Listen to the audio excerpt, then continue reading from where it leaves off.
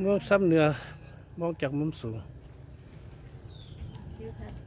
ทิวทัศน์สวยงาม ทิวทัศน์วันสูงเห็นเบิดเมืองเมืองซ้ำเหนือวันที่12เวลาจะโมงซ้ำนี่นะ1 โมงแล้วนะ2 โมงบ่2 โมงฝนตกไม่ค่อยมืดที่ซ้ำ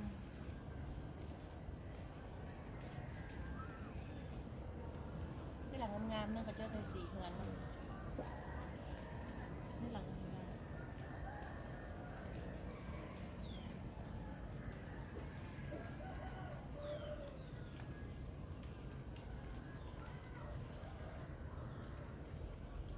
มันเก่าคือสีบ่มีหรอกเนาะ ตรงนี้อันนี้ เงินใหม่เบิดมือ อั สั น ก นี้ ทีก็ บ้านที่เขาเจ้าปลูกใหม่ตัวเมืองที่เขาเจ้าบูเบิร์นใหม่หมดแต่ละฝั่งนี่เขาเห็นเลยเขาเจ้าจกใหม่หมด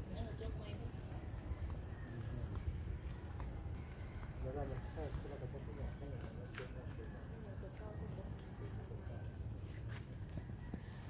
หลังคาเนาะหลังคาก็คงเป็นเงินใหม่คือหลังใหม่ๆเลยหลังเก่าก็จะกินเลย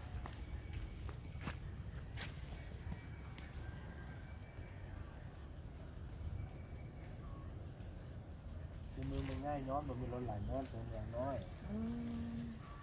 แล้วเขามาขายเครื่องเก